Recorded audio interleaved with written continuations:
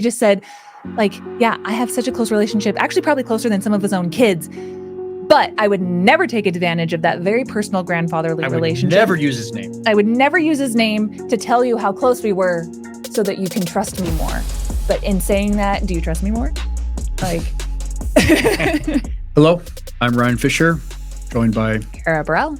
And this is the Timmy Did What podcast. We're going to dive into responses from a video that was recently posted about an interview that Tim did, in which he covers a whole range of subjects: his relationship with Elder Ballard, his fidelity to the church, on this very interesting rant. So stretch, get limber, because we're going to play some mental gymnastics here with these arguments, and it's going to be fun. Are you saying that there's some things that Timmy did? Yeah, he did some whats today. Timmy did what? What? All right. All right, let's get into it. All right. Okay, the Elder Ballard connection. Tim talked about this in a recent interview he did online just within the last week, reiterating his relationship with Elder Ballard.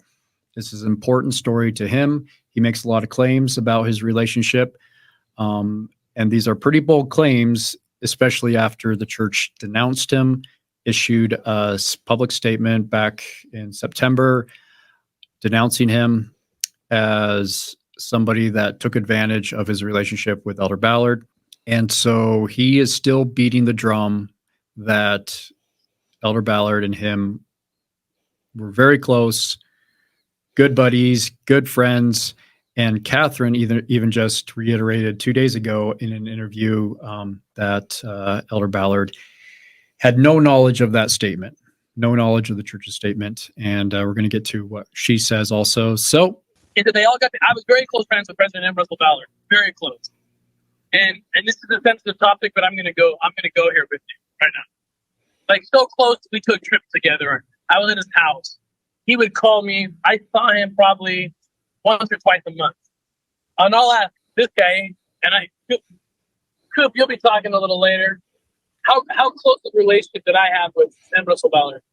I think it's close as his own kids, maybe even closer.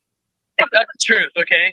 So these women all knew that, and so a convenient lie, because they want to act like I spiritually manipulated them, is they got together and they said, hey, let's all say that Tim used Elder Ballard's name to get us to do this. So he says that he is very close to Elder Ballard, good friends. He starts off by claiming that he was besties with Elder Ballard, and that's true. I can attest to that. Everything he's saying is true. But then he immediately goes into berating the women and saying that claiming that he did not use Elder Ballard to spiritually manipulate him, those women. Well, he just used Elder Ballard to build himself up, and then claims he doesn't use Elder Ballard to build himself up. You see what I'm saying? Yeah, he's like, extremely transparent. It's so transparent. Okay, but that's just, you decide for yourself whether that was self-aggrandizement with Elder Ballard's name or not. Yeah, and when he says that's a convenient lie for them to say, because they knew my relationship with Elder Ballard was so close, that's just convenient for them to say I spiritually manipulated them. I think Tim is just very familiar with convenient lies, and he's like, it actually was a pretty convenient lie to spiritually manipulate them by building myself up as close besties with Elder Ballard to sanction X, Y, and Z that I want to do with these women. He's very familiar with convenient lies. He knows them more than anything. And so often a narcissist's accusations are admissions. So I think that's an admission of using a convenient lie without him realizing how transparent he sounds. And this video is from last week. The church denounced him in their public statement 10 months ago. And he is still using Elder Ballard to prop up his own righteousness. I mean, what would you call this? Like credibility, probably? Yeah. And that's why he goes in and he says, and that's why it was so shocking and it was so hurtful that some rogue person released this to a tabloid when I was so close with him, not taking any accountability of what would fracture that relationship, not taking responsibility of what he did It just is somebody rogue within the LDS Church did something, and it's so hurtful that should have never been done or said about me. But me and Elder Ballard are still super, super close. He just happened to die right around the time that he might need to get like deposed or something for a trial. Go on. All right. Let's continue. I know he's on the other side. That to believe that, okay, first of all, how hard was it, Matt, to get them to do this? Did we have to convince them? No, they volunteered. They'd show up to us. I didn't have to convince anyone. And what a stupid lie, anyway. And you got to be a total idiot to believe that. If their story is true. The church put a statement out saying that I betrayed my friendship with Elder Ballard. It's the most offensive thing that's happened. I say the church, I don't know what that means. People inside, they came out and said that I betrayed my friendship with Elder Ballard and used his name. And the only solace I have is that I know he's on the other side and knows the truth. Wow, the most offensive thing was that's what hit me. That the church claims that he used Elder Ballard's name without authorization. What was the most offensive thing about the lawsuits to you? If I was an innocent man and I was accused of the thing Tim Ballard would be, Tim, you're accused of being a sex trafficker. You're accused of literally trafficking women and raping them. You're accused of being a rapist who traffics women to other countries to practice the couple's ruse on them, to spiritually manipulate them into having sex with them while they are traumatized and going through panic attacks. That's the most offensive thing. If Tim was innocent, to dedicate your life to ending sex trafficking and then be accused of being a sex trafficker, that should be extremely offensive to your core character. But no, his core character is found in his allegiance, that speaks volumes, allegiance to his friendship with Elder Ballard. So of course, that's the most offensive thing, is his position next to Elder Ballard. And it's no coincidence that he repeats that over and over again, that's the most offensive thing when, Tim, you are being called a rapist in these things. That's the most heinous thing you can do to another person that you fight your life's mission apparently against. And that's what you're accused of in the lawsuit with evidence. And yet that is what he says is the most offensive thing, is the breakdown of his relationship with Elder Ballard. How is that not? There's about 20 different things in this video that we pulled from Last Dispensation, and that is one of them. That unbelievable that he would say something like that. Never, ever did I talk specifics with him about how we do operations. I wouldn't want him to even know that, right? Because I've never even had a conversation with him about it. He never authorized it, and I never said he authorized it. So the fact that someone representing the church would say something that is not true, and then disseminate it to Vice magazine and Deseret book, Deseret and other places that they own, networks, that's really bad. That is bad. That's really, really, really bad. I just want to pause and say, I've never seen a more drunk looking person in my life. If you were like on the street corner out of a bar and somebody was ranting about their ex-wife, or like somebody who betrayed them and just all of the things, and their ego is the only thing talking through the alcohol, and he's like, it's bad. It's really, really bad. And like, I've read the transcript of this, and just going from his points to points to points, he's not the normal Tim that's like actually talking in an interview that at least is a little more coherent. Like, he's going from like, I was betrayed by this person and they said it is, and this person is bullshit and is really, really bad. Like, he sounds like obviously like intoxicated to me, at least in this speech. Rally Tim, where he gets in front of his crowd and base, is not this guy. Mm-mm. He's very well spoken most of the time, very passionate, but he's resorting to insults, personal attacks and insults, and impressions of the women and everybody that he doesn't like, demeaning impressions. So that somebody who is in a more coherent, like non-intoxicated state of mind would have better logic and rationale to hold back a little bit more. But you would think so. So You would hope so. I know that they don't know that. all they know is that a handful of women said that. Of course they did. If you think about it, it's the most convenient lie to try to make me look bad. And I will never confess something. And I have this great bishop, and I said, Bishop, I'm not going to confess something I didn't do. I will never do it. I'll go to my grave first. And because there's no way there's leadership I guarantee you put my life on. In fact, I know for a fact, because I've talked to some, who knows that was wrong.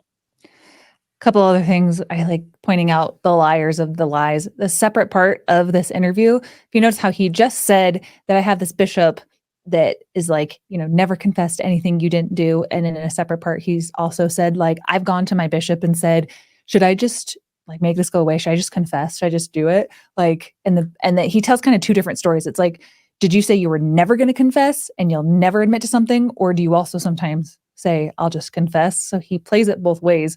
And then if you notice, like what he just said here. And because there's no way there's leadership I guarantee you put my life on. In fact, I know for a fact, because I've talked to some, who knows that was wrong. Again, he's so transparent and you can kind of see through the lies. If you've talked to somebody and you have a confirmation that something is true, you don't start off the sentence personally by saying, I would bet my life on such and such. Actually, I've talked to people and they've confirmed it. You just go straight to, I've talked to people and they've confirmed it. You don't start with, I bet my life on such and such. So it's this posturing and this transparency that it's very easy to see through for me, where he's so hurt and scorned by this offense of the church denouncing him that he'll say anything like, I've talked to people and everybody within the church said this was wrong. This was a rogue decision. This did not come from Elder Ballard. Mm-hmm. Have you talked to people and that's what the church actually does regret? Or is you are just inserting your wishes into what you wish the church would have done differently? Like, would you bet your life on it that there are people within the church who want to take it back? Or have you actually talked to people? Because he's saying both here. Even if I had done it to go out to the public, they did it, I think, because the headline would have been Elder Ballard accused of pimping out women or whatever. Right. So instead, I guess better that that one man perished and his family. Yeah. Than a whole nation, blah, blah, blah. I don't know if that's the excuse. So what is he talking about there? He's saying that the headline would have been that Elder Ballard was pimping out kids? What is he his talking point about? is that before the Vice News article came out and exposing like the women in the lawsuit and all the things Tim is alleged to have done, if the church didn't come out preemptively and denounce it, the headline when Vice kind of revealed everything is that Elder Ballard was in connection with this. So the church needed to preemptively release that statement. So he's like, okay, I guess it's better for one man to be killed and then a whole woman, or it's better for one man to perish than a whole nation fall and perish in unbelief. That kind of Book of Mormon scripture. Yeah. So he's like, okay, I'm like the sacrificial lamb of this whole situation.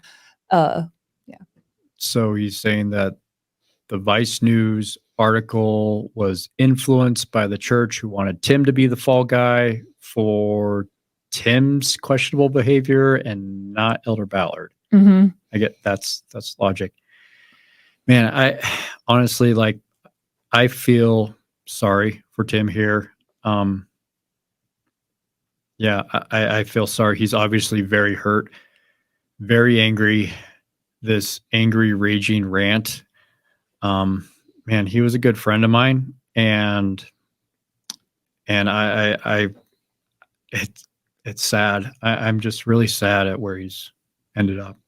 Kind of like losing touch with somebody after high school. And then I always have to go back to the high school reunion analogy every time. Be like, oh man, you really let yourself go into brothels to go rape women. Anyway, I'm pulling back your empathy to make fun of what a piece of shit he is. Sorry. Yeah, I feel both emotions. This is going to be hard to get through. Okay, let's get going, I guess. But of all the offenses, that's the one that's hurt the most. Is I did not say that. I've never come close to saying that. And that anyone inside of my church that I love and I still believe in, and I still go with my family and I still participate, and I still defend, everybody knows that was wrong. Yeah.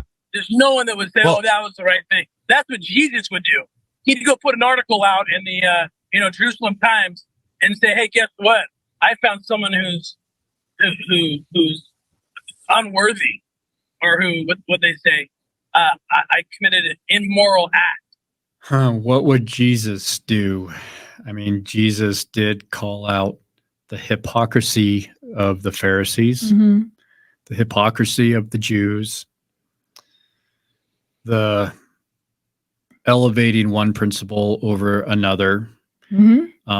That, like, in the scripture that comes to mind is when Jesus is talking to the Pharisees, when he says that you pay tribute in tithes of mint and ants and all these things, but you neglect the weightier matters of the law, like charity and loving your neighbor as yourself, and you do all these expressions, these outward expressions of virtue, but in your hearts, are you actually a virtuous person? Mhm. Jesus didn't mix words. He called out the hypocrisy of those institutions, and I think it's probably a scripture that would be more condemning of Tim's actions than actually supportive of his Mhm. actions. Yeah, because he's just trying to look at even if I was guilty of an immoral act or adultery or something, he's immediately goes to just remember Jesus would have grace for me even if. But yeah, you're right on there about the hypocrisy of what you proclaim to be in the world versus who, the whole your lips are close to me, but your hearts are far from me kind of scriptures. And the kind of scriptures about how you will know a true prophet from a fake one and what their fruits are. There are more women who allege that, Tim, you yourself are a sex trafficker than have ever saved more, like the number of kids. There are more people alleging that you are a fraud than you are a savior. And that is a fruit that this man, who's in so many ways thinks of himself as a modern Mormon prophet, and to been set apart by the leadership of the church, like the fruits of, who proclaims to speak for God should speak for themselves. Those are the things, like you mentioned too, what Jesus would have taught. So this is not working to his favor. And I mean, let's point out what he's claiming he was so wronged over is that the church publicly denounced him, publicly said that he did something immoral and wrong. And that's what's so offensive in this whole video. Who is he talking about? Does he publicly denounces, claims that by name, Sasha, by name, the lawyers, Rasmussen and Mortensen, and also by name some of the other women. He claims in this video that they are being immoral, liars, horrible people out to ruin him. He's not even acting in accordance with what he expects of himself to be treated with the church. He's calling people out. He's the Jerusalem Times printing salacious things now about these women. Yeah, he's not even acting as Christ-like as he would expect the church to act towards him. So he's a walking, talking hypocrite. Yeah. Just in like replaying this video, you can see contradictions in what he says and just full-blown hypocrisy. Yeah. Wow. When certain institutions or people or media come out and say things that they know they don't know, but they're going to do it anyway, and kids get hurt, I just hope that I get to be a fly on the wall on the other side, and the video gets to be played, and they get to see all the kids who were never rescued because they chose to try to protect their image, or they chose money, or they chose something else and showed a complete lack of integrity. And they did it because that's all this is doing is hurting kids. Now, I believe in God. I believe that God has a way to, I believe in commensurate kind of blessing, so this could all turn net positive, and that's my hope, I've posted it. It's all over the Mexican news that we took down this trafficking ring, but I know how much bigger it was. And I know all those other kids are now gone. They'll be traded to other cartels. They'll be passed off. And that's all thanks to Sasha for revealing things and betraying not only me. The Mexicans want to put them under investigation. I've heard talks of it several times for obstructing justice, because they welcome them into the country to help us rescue their kids. And then they do this. I truly thought more people would. I know. All right, so I have to make a comment on and falsely confess that. So he's now grouped the Church of Jesus Christ of Latter-day Saints and the leaders of the church into being part of the pedophile ring, part of supporting human trafficking, because their statement and the women's lawsuits and the criminal investigation, all of it has nothing to do with his actions or choices he made, and they are going to be accountable before God. And what's so telling is he wants to be there when they receive their vengeance, like in a vengeful place. He's like, I can't wait until I can see them suffer and be condemned by God. He wants them to be condemned by God, and he's so looking forward to that day. I mean, that's what he said. Yeah, that just proves to me that some people are purely religious from their own ego driving the car. Like, you do not speak on behalf of like the Jesus Christ that you're supposedly worshiping if you cannot wait to see like your enemies and the people who've betrayed you and outed you, all the way up to the church that you believe in, that you can't wait to see them suffer because they've wronged you. Like, that's your highest religious goal. It's not to like love and serve and administer like Christ-like love across the world and into the eternities in your like mansion in heaven. Your number one like faction of Mormonism is dead set on vengeance for the church that you believe in. He's not healthy. He's not doing well. Yeah, to think that he can say these things and he's not going to be called out for them. He's talking about how much he loves Elder Ballard, how much he loves the church, how faithful he is. He attends everyone, but I can't wait until the leaders of the church get condemned by God and thrown in hell. Like, which one is it? I mean, you kind of can't have it both ways. Your heart can't be in both places. But. Right. And it was perfect how you pointed out that he is grouping that, like, it blows my mind that when people call me out for the things that I've done, that you're hurting kids. How do you not understand that you're hurting kids? Less kids are getting saved because my credibility is going down. And if that is true, if Tim Ballard is a fantastic person at rescuing kids, then just get your ass in gear and just save the kids, because it's your own self who's shooting yourself in the foot, and the condemnation would be on your shoulders for not being able to save more kids. It is not on the church, not on the women, for you not taking accountability for your immoral and malicious actions. So he wants to put every single thing on the shoulders of the women. And as we've pointed out over and over again, everywhere Tim goes, it is lies, it's fraud, it's exaggerations about what he's done to save kids. And it does not take any stretch of imagination to look at the evidence and believe the women that he is guilty of a lot of these things. It's going to go through trial. It's going to have, like, he's going to have his day in court.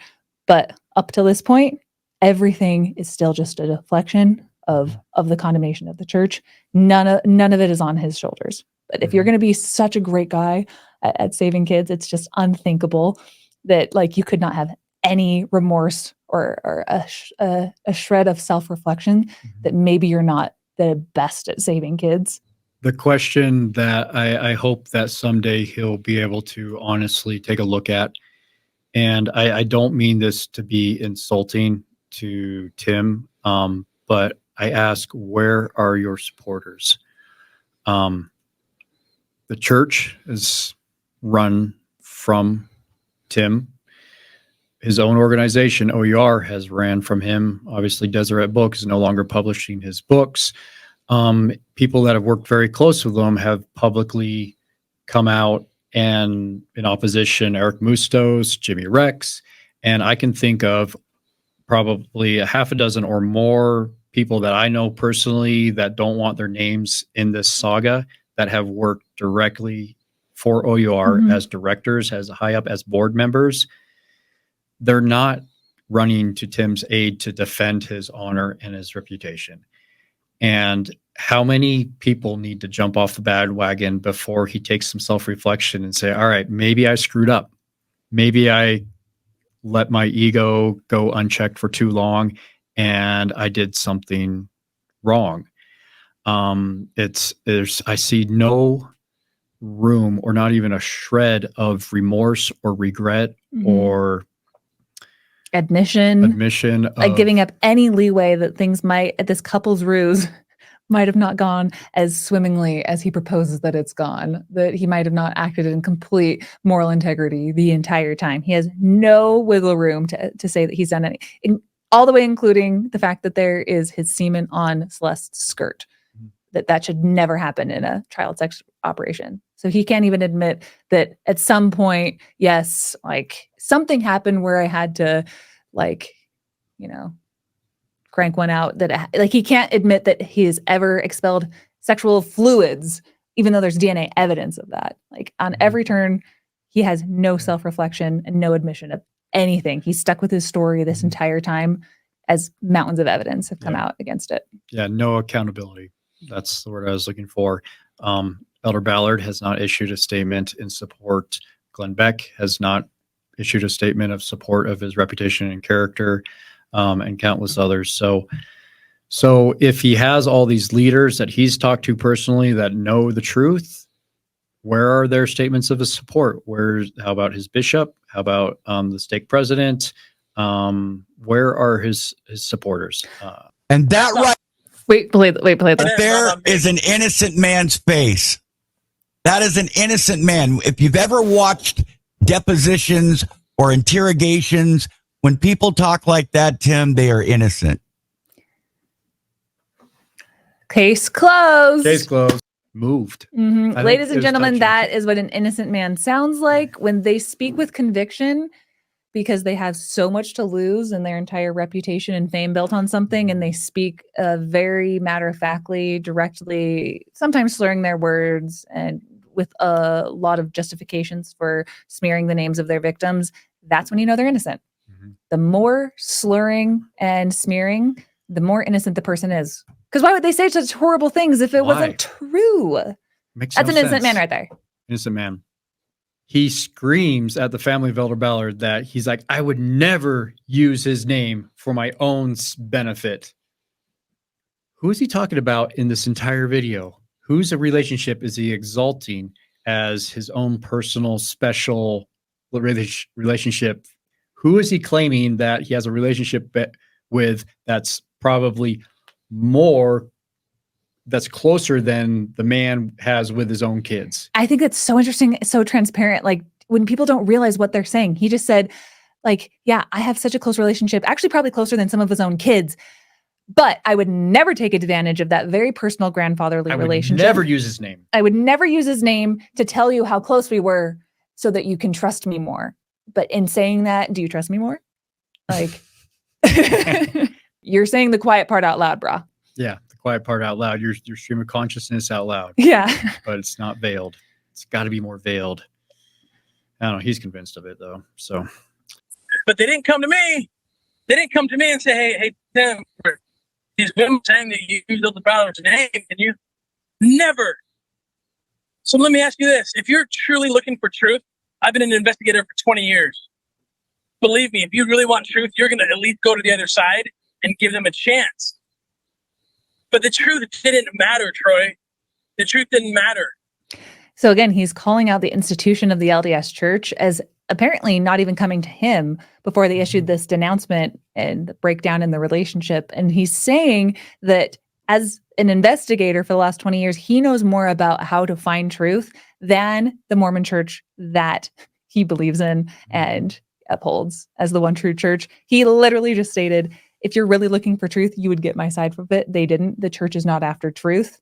And now they are harming kids, and more kids are set up to a sentence to a life of rape because of the way that the church denounced me. How does he not see how transparently egocentric that is, and that none of the dots actually align, that it all points to, no, it all actually, Occam's razor, you did do these things, you are guilty, and now you're just speaking out of this free fall that you're in, grasping at straws so desperately. Like, it's extremely transparent. He does not realize that he's saying all these quiet parts out loud. My ex-wife, now I drive the kids to swim practice drunk, and that's her fault.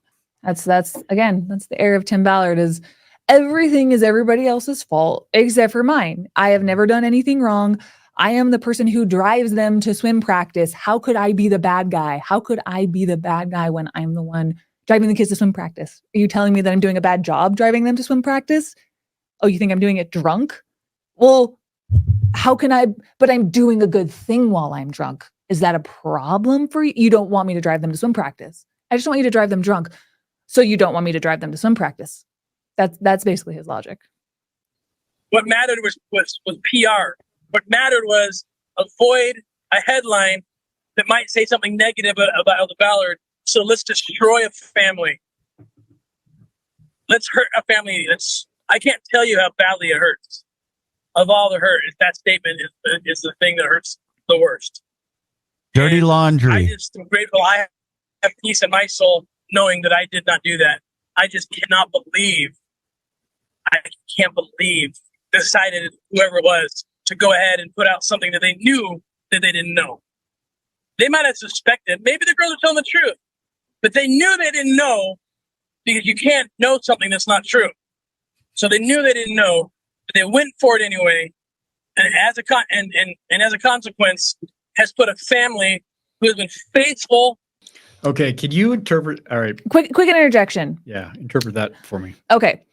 So I just also wanted to add in some context here that Tim is talking about the church releasing a statement denouncing him for some kind of immoral actions. And he's like, even if they suspected, and like, you can't know something that wasn't true because I didn't do anything to these women. How dare they put out something that isn't true like that? Let's just add in a little bit of context that Glenn Beck, who, to his credit, does have a lot to lose for propping him up, working with him on the Nazarene Fund, giving him millions of dollars to start O.U.R, platforming him on his show for so long, that Glenn Beck and the Blaze were one of the first people who the women reached out to. And there's that recording of the podcast that came out very early on last fall where Glenn Beck was like, I've seen the text messages from the women. They showed me, like, I've seen the evidence, and I think I believe the women. So Tim is not taking into context, this isn't just the LDS Church who have seen evidence of your transgressions. This is your bestest other bud, Glenn Beck, who would have been fighting for you in your corner. But he was so convinced by the evidence of what the women allege that he took his entire platform, The Blaze, and started doing investigations on you to distance himself from you with evidence, with so much to lose. The church is not going to go that far, but Glenn Beck being who he is and having that platform to do it, Glenn Beck and the Mormon Church are just kind of two peas in the same pod. It's somebody who worked with Tim Ballard. The church is not going to go and expose this investigation and say that they saw the women and they're going to distance themselves, but Glenn Beck did. And so he's using the church as a placeholder here, but it could just as easily be swapped with Glenn Beck. You see what I mean? Yeah. Glenn Beck's reputation is tied to Tim because he platformed Tim, and like everything you said, he has a lot to lose. It's embarrassing for him. It's embarrassing for the Blaze TV. It's embarrassing and shameful for him, just like it is the Mormon Church. And yet he did the same thing. He denounced Tim. He believed the women. The church obviously believed the women, or we don't know for sure, but they believed that something bad, very bad, went down, that they needed to cut him off. And then he's failing to also acknowledge that his own organization, O.U.R, that he founded, also cut him off. Like, that there was an internal investigation into the women's claims to the point where his family, who are riding Tim's gravy train, that are on the board, who have everything to lose, people like Eric Mustos, who are former friends of his, people in his circle had to ditch him early on because they saw the text messages. There's an internal investigation. Everyone who had a vested interest in believing Tim had to look at the evidence of what the women presented with the text messages, with everything, a lot of things that are laid out in the lawsuit. And they believed the women. Tim is conveniently forgetting that to say that they're saying they're posting statements of things that are not true, that they know they don't know. What about Eric Mustos? What about Glenn Beck? You know, countless other people who have said that they have seen the writing on the wall and they're jumping ship. Yeah, he doesn't want to admit that. The only person who hasn't weighed in and denounced him, I guess, God? Is that what it would take for God to come down in person, an angel with a flaming sword telling him to stop? To the church from day one and still faithful. I will never betray the church. Never denying my testimony of the Book of Mormon. I will never deny my testimony of Joseph Smith. I will not do those things. I will not. I've had all these offers from these like evangelical churches. Like, dude, you tell this story. You can start your own church. You can have a huge. I'll never do that. This is the Church of Jesus Christ. That's right. I'm not gonna. I'm not gonna do that. I know that he knows. I know work. I know the couples rules might sound weird to some people. It doesn't fit anywhere into the the white handbook that says how to to keep the kingdom orderly. There's no section on how to rescue children from sex traffickers. I've had to wait, I want to explain something. Pray and study and use my team. We've had to figure that out on our own. And I get it. So he's saying that there's no church handbook on how to rescue sex trafficked kids. And I know that the couples rules and stuff might sound weird, but this is how we do it. So many things to deconstruct within that statement alone, that every institution that actually does this has denounced Tim's tactics that say that couples ruse is not a standard, all the way up to Matt Osborne of O.U.R. and other people within O.U.R. who still work there have admitted that the couples ruse is not a good standard practice and we don't actually support it. So there's that. Stop doing it. And Spear Fund, he's still doing it in his new organization, but we've had to figure that out on our own. And I get it. People will just dismiss it, but I'm grateful for the opportunity to publicly say, I will never, ever, I don't care.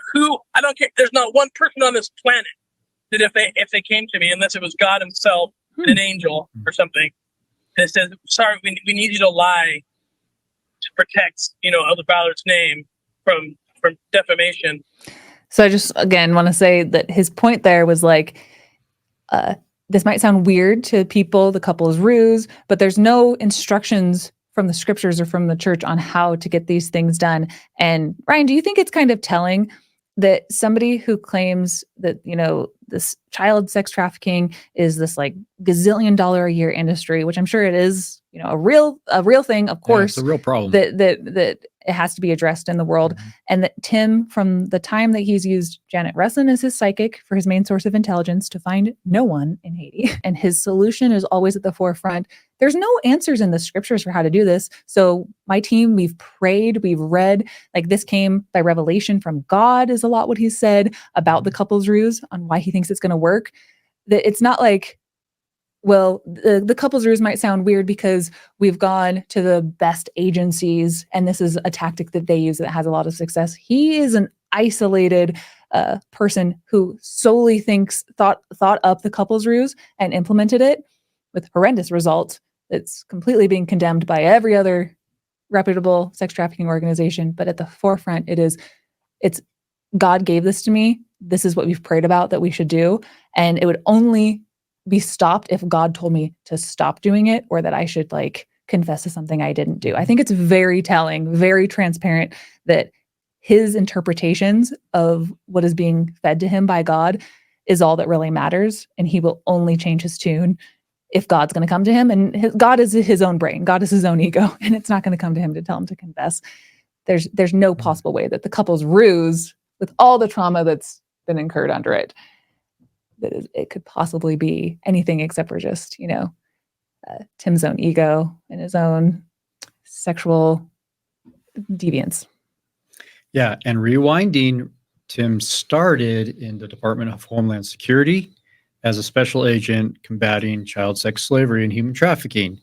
So and I can confirm he did work for DHS. I've traded conversations and emails with his boss back in 2011. I have a lot of documentation when we were starting to do a TV program called The Abolitionists. While he was at DHS, he did work for DHS, and DHS has a white handbook, or at least has training guidelines and policies for how they were conducting saving kids. Multiple law enforcement agencies have been doing this for a long time. There is a training manual, a white handbook, whatever you want to call it. There are procedures for doing this, and he's fully aware of what those are because he worked for DHS. And so I don't know. Yeah, which is an interesting tie-in because that's our other obsession is with his American Covenant stuff in the past. And all of the speeches that I've watched, I think you can attest because you've been there, you recorded them, you platformed them, that when he needs to talk about what he's doing with O.U.R. to Mormon audiences at like Book of Mormon evidence conferences and stuff, he starts it by talking about how America is this chosen land, this like second Jerusalem set apart, this special Zion as the American continent, and that we needed to abolish slavery. That's why he called it Operation Underground Railroad, because he's like obsessed with the Civil War and Mormonism's supposed role in like freeing the slaves and stuff. And so he talks about endlessly when he's trying to connect the two for people that he said so matter-of-factly that he's like, when I got this job at Department of Homeland Security to fight sex trafficking or going into O.U.R, I'm like, where do I turn? What do I do? He just throws his hands up in the air and he's like, oh my gosh, I look to American history and how we freed the slaves. I look to the American continent. What is the American covenant?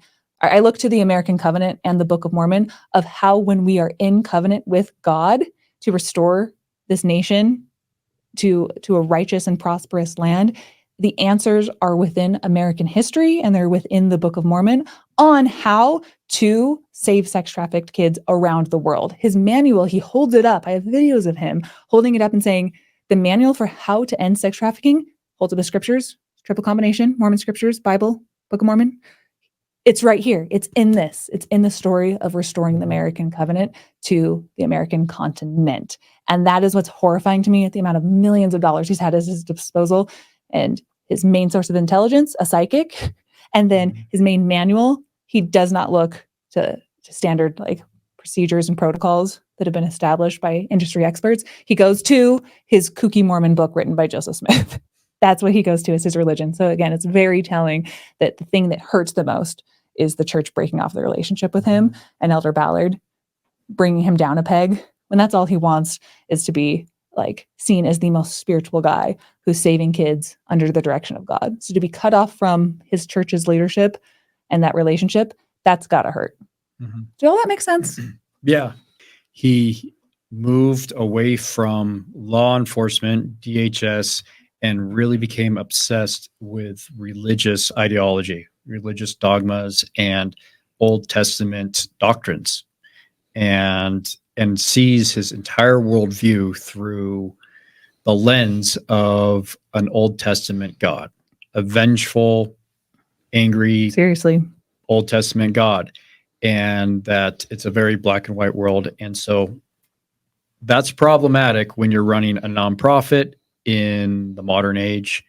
It can't be based on Old Testament doctrines and rules and the fear of vengeful God. You know, those two things just don't mix in the modern age. I don't know how else to put it. So yeah, makes sense. And I did not do that thing. But I've never seen the section on how to infiltrate to rescue God's children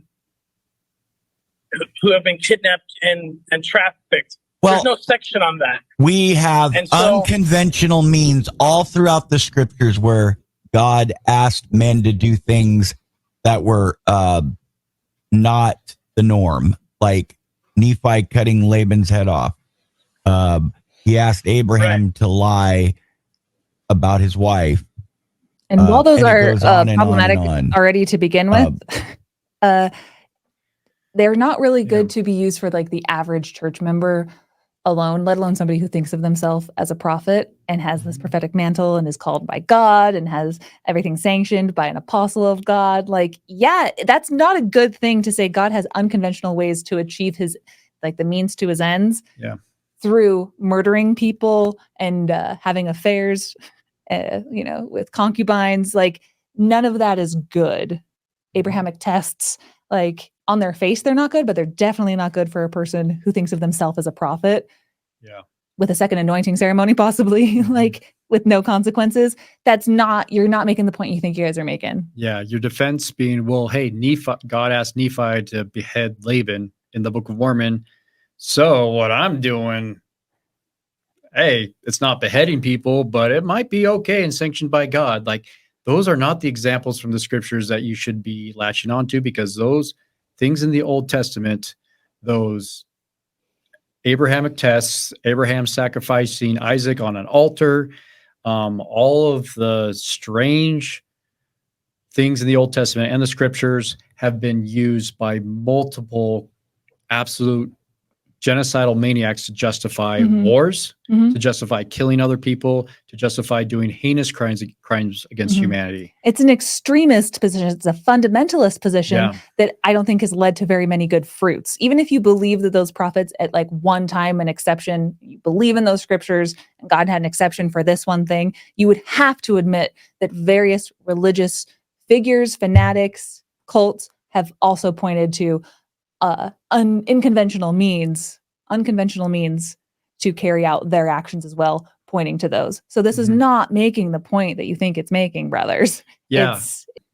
The Judeo-Christian scriptures are a set of stories, whether they're fables or history, beside the point. They're a set of stories that generations have chosen to hand down from generation to generation to discuss the problems and the theology or the debate over what is moral. They're talking points. They're stories to guide us in a moral way. That's what they aspire to do, right? When you open it up to this, that, well, God can command anybody to do anything, like kill somebody, kill a whole nation, to do lie, to do anything, you are obviously undermining the entire purpose of the scriptures, because you're stating that, well, whatever the morality the scriptures states, whatever was in the teachings of Jesus, that's irrelevant. If God inspires you to go behead somebody, then that's what you should do. And so this argument makes the entire purpose of passing this storybook down from generation to generation as a basis and foundation for morality in our society irrelevant. It makes it completely irrelevant, and it makes you the sole source of morality in your life and for the people around you. Right on. Do you see the 100%? And then just to add to that, I don't like when people use like a religious bully pulpit where they can speak outside both sides of their mouth. So when it's convenient, like in this interview, he says out of one side of his mouth is that what Jesus would do? Would he condemn, the adulterer and put that in the Jerusalem Times? So he's talking about the grace-filled Jesus. And then when he needs to do some unconventional means that could be seen as very heinous and not reputable, then he's able to point to, the Old Testament, the law of Moses, God, the more like condemnation of God. He's able to prop up whatever version of God suits his means, and it's very, very obvious. And that really is highlighted. If you read his books, he'll cherry pick little quotes and episodes from American history and weave it into a story that supports his worldview. And his worldview is there's a vengeful God over America, and he's grasping at statements and beliefs from history to construct this narrative. And all you need to do is know your history, know the scriptures, and you can see that plain as day that he's cherry picking these pieces of doctrine and information to construct a worldview that is actually opposite of what history states, what the Bible states, what Jesus would actually do, and things like that. And evangelicals apparently have come to him and said, you should start your own church. That's not a very good thing. I would hope that more evangelicals could see through this guy who has completely built his entire platform around the Book of Mormon, being tied in with American history, that not only, I don't think that's really going to happen, but let alone, do you really want that guy joining your evangelical movement who is so well known at cherry picking and proof texting his opinions on what salvation means? What is it, like a God honoring sacrifice for the betterment of the children around the world? It just shows that if there really are evangelicals or Catholics like we've seen that have come to him and said, "Hey, come join us," like that probably means that they look like they want to They want to get something out of this type of profiteering, no pun intended, that Tim Ballard is so good at, and bring his following of uninformed, like spiritual extremism into their branch of Christianity. That doesn't bode well for what your Christianity is, if that's what you are trying to bring Tim Ballard over. So anyway, this is an amazing segment so far, and I think we're absolutely roasting him. I don't know. I take no joy in this. Honestly, it's really sad. It's really sad to me, and I hoped I would have expected better. He's not the man that I became friends with. Absolute power corrupts absolutely, and I've seen way too much charisma and something within this Tim Ballard character. He's gotten to a place where he's taken everyone out around him, filled his circle with yes men and lackeys, and now this absolute power corrupts absolutely, without any kind of checks and balances, trying to get away, doing some heinous crimes to women and people that he's stabbed in the back. Yeah, it seems a really good example of that. But I will say, and I'm not trying to give him a pass with this or not hold him accountable, but seeing how he got millions of dollars, a huge following, like best-selling books, endorsement from the church and Elder Ballard, all of these things, I can't put it past anybody that under those circumstances, it wouldn't go to their heads. I don't know even if I could see myself ending up in this video. Totally. Any of us are capable and so susceptible to this kind of ego aggrandizement under those circumstances. And so it's the circumstances that I now want to lay out and show how did he get where he's at, and what is kind of the bigger picture, and what were the conditions that created the Tim Ballard that we are now faced with and have to reconcile with today. Yeah, if you find this content and this analysis enlightening, entertaining, important at all, hopefully you do, then please support us on Patreon. We're trying to launch this and reach as many people as possible, produce as much content as possible, and really be an accurate, in-depth analysis, bringing you sources you can't get anywhere else. That takes a lot of time and effort, and your support really helps us make all that possible. That will just cost a couple bucks a month. Thank you guys so much if you're on Patreon right now. But subscribing to this channel costs nothing. Liking it, sharing it costs you nothing. It helps out our channel a lot. Get it out to more people, as well as going on wherever you listen to your podcast to Timmy Did What, leaving us a review and a 5-star rating, and just donating at the donor box button below as we fundraise and try to keep this going, and fundraise for the documentary that we have in the works right now. Be really helpful.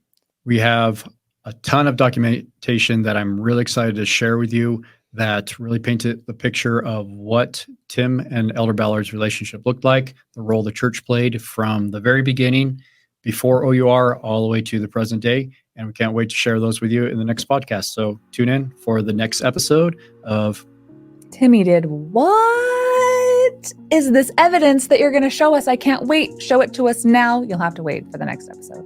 Podcast. Timmy Did What? Podcast.